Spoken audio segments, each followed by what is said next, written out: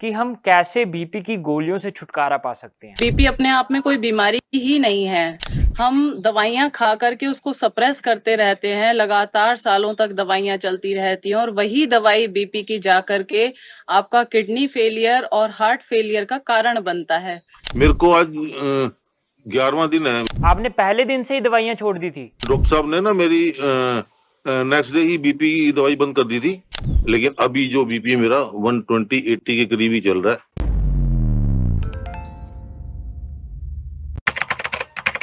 नमस्कार, D5 channel Hindi देख रहे सभी दर्शकों का मैं विभोर चट्ठा स्वागत करता हूं। आज हमारे साथ मौजूद हैं डॉक्टर विजाता आर्य। डॉक्टर विजाता आर्य, आपका बहुत बहुत स्वागत है D5 चैनल हिंदी में। नमस्ते विभोर जी।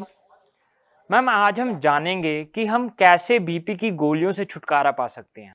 विभोर जी, बीपी अपने आप में कोई बीमारी ही नहीं है। ये हमारे गलत खान पान, गलत लाइफस्टाइल का ही एक नतीजा है कि बीपी बढ़ रहा होता है।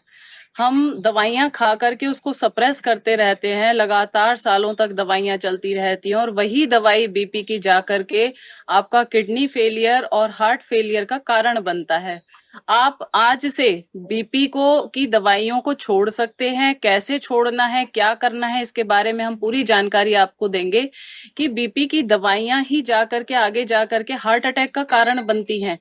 क्योंकि कहीं ना कहीं हमें ये पता है कि हमारा ब्लड गंदा हो चुका है, हमारी एसिडिक नेचर बढ़ती जा रही है, हमें उसे कम करना था, हमें अपना खान पान सुधार करना था, लेकिन हम दवाई खा के उसको सप्रेस करते जा रहे हैं, जबकि दवाई खुद ऑलरेडी एसिडिक होती है। कोई भी दवा एलोपैथी की एल्कलाइन नहीं है, सारी दवाइयां एसिडिक हैं और हम एसिड को खत्म करने के लिए वापस एसिड शरीर के अंदर डाल रहे हैं। चोर तो पहले से शरीर के अंदर था, दवाइयों के रूप में डाकू और अंदर जा रहा है।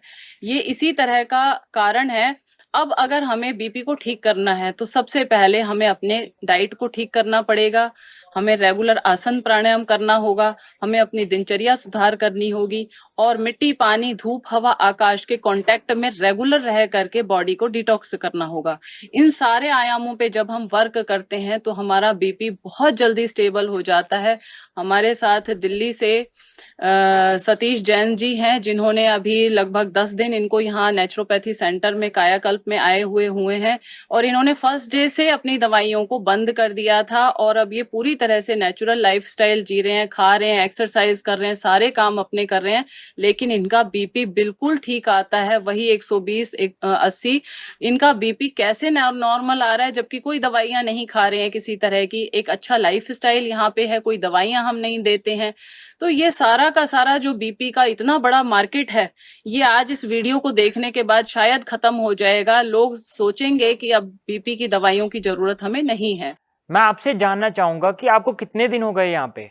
हाँ, नमस्कार विभोर जी। नमस्ते डॉक्टर साहब। नमस्ते जी। मेरे को आज 11वां दिन है विभोर जी। आपने पहले दिन से ही दवाइयां छोड़ दी थी? हाँ, मैं डॉक्टर साहब ने ना मेरी नेक्स्ट डे ही बीपी की दवाई बंद कर दी थी और उनका मैं पूरा फॉलो कर रहा हूँ। इनका जो दिनचर्या है, सुबह उठ के वॉक, योगा, इनका खान पान जो भी ये डाइट देते हैं वो पूरा दिन भर वही चलती है। उसके अलावा मैं कुछ नहीं ले रहा, लेकिन बीपी मेरा नॉर्मल आता है। मैं हर डेली चेक करता हूँ बीपी, तो बीपी मेरा 120/80-85 के करीब आता है। पहले आपका कितना बीपी रहता था?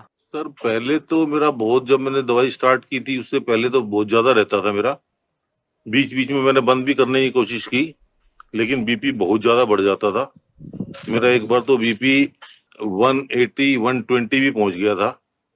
तो मैं बड़ी स्ट्रॉन्ग दवाई लेता था इसकी।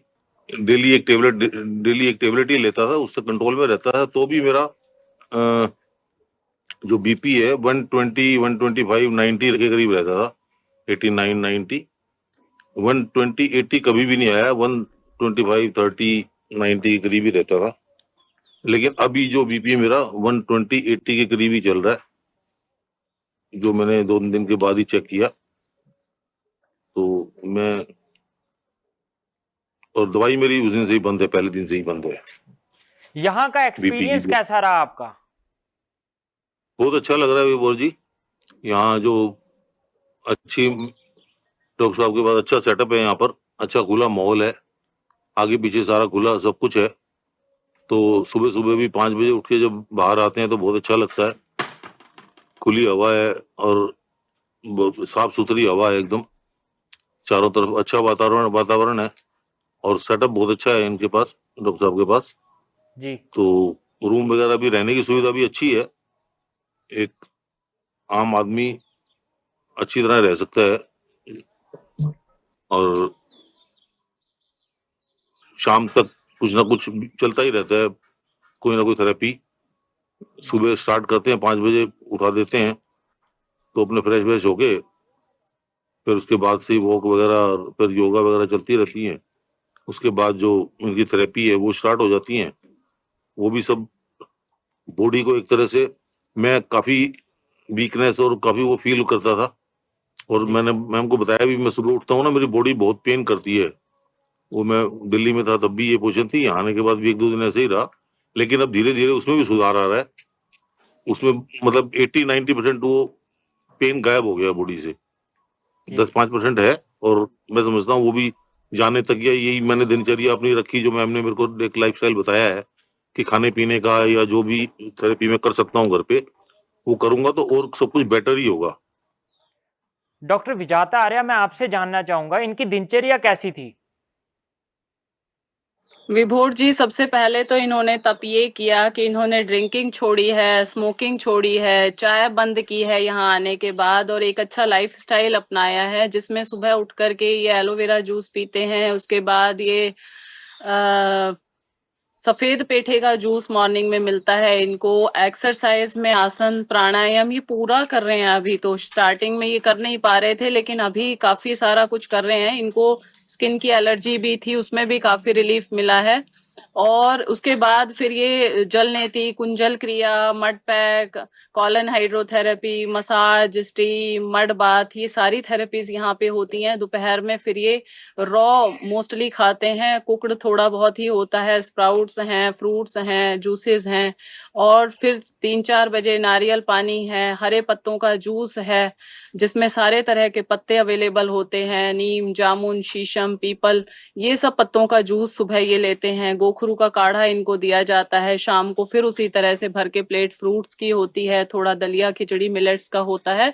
तो ये दिनचर्या सुबह से शाम तक की होती है। एक आदर्श दिनचर्या केवल मात्र पालन करने से और 5 एलिमेंट का डिटॉक्स करने से इन्होंने बीपी की प्रॉब्लम को, और इनको थोड़ा स्किन एलर्जी थी उसको भी ठीक किया है।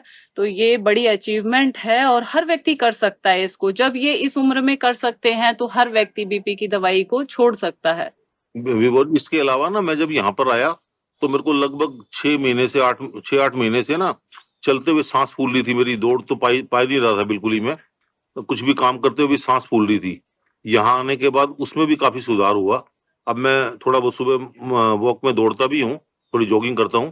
पहले वो सांस ज्यादा फूल रही थी, अभी उतना ज्यादा नहीं रहा जितना पहले था। उसमें भी बहुत ज्यादा सुधार है मेरे उसमें। क्या आप योगासन पहले बैठे प्राणायाम भी बैठे, करते थे? कहाँ पर आने से पहले? यहाँ पे? यहाँ यहाँ पे यहाँ पे करता हूँ ना जी, योगासन प्राणायाम कर ही रहा हूँ सुबह डेली। मैम 1.5 घंटा डेली वो करवाती हैं, प्राणायाम भी और योगा मिला के।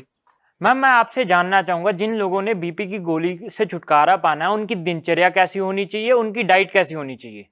सबसे पहले तो विभोर जी, गलत आदतों को छोड़ना पड़ेगा। हम सोचें कि हमारी बीपी की दवाई भी चलती रहे और गलत आदतें भी चलती रहे, वो होगा नहीं।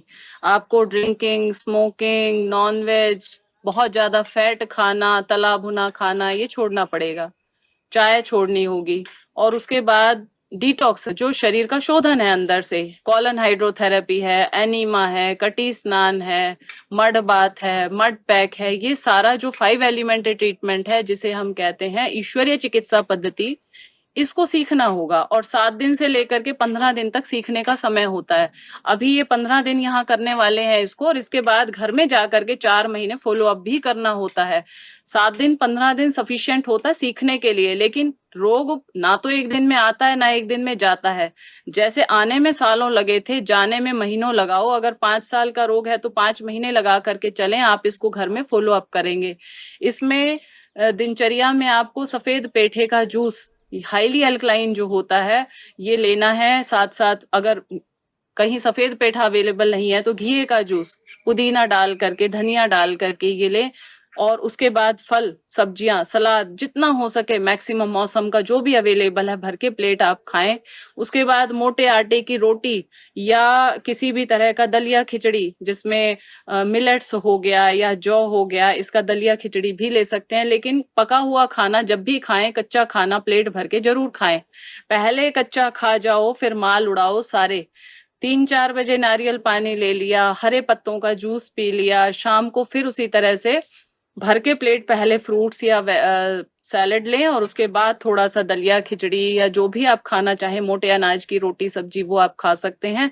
लेकिन जब भी आपने पका हुआ खाना है एक प्लेट भर के रॉ जरूर खाना है। सिर्फ इतना ऐड आपको करना है, डेयरी प्रोडक्ट्स बिल्कुल बंद कर देने हैं। चाय, चीनी, मसाले, बहुत ज्यादा तीखा, मिर्चें, ये सब आपको बंद करना पड़ेगा। शीतली, शीतकारी, चंद्रभेदी प्राणायाम हाई बीपी को ठीक करता है, पूरी तरह से जड़ से ठीक कर देता है। योग निद्रा इसमें बहुत काम करती है, शव आसन जिसको हम बोलते हैं, बहुत हेल्पफुल है। डॉक्टर विजाता आर्य, जाते जाते अब हमारे दर्शकों को क्या संदेश देना चाहेंगे?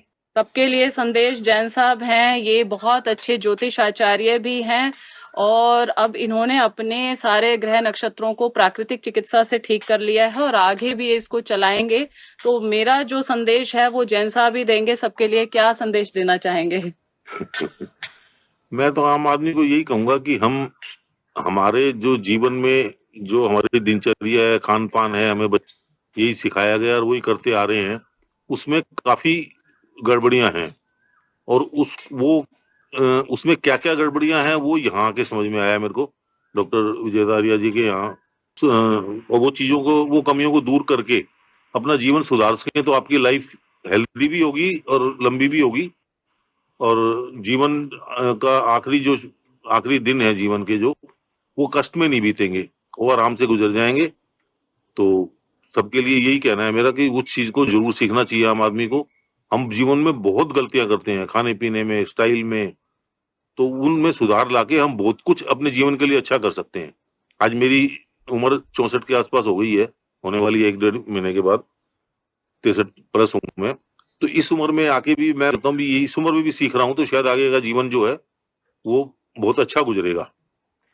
क्या आप यहाँ से जाने के बाद भी यहाँ की दिनचर्या और जो खान पान है उसे फॉलो करेंगे?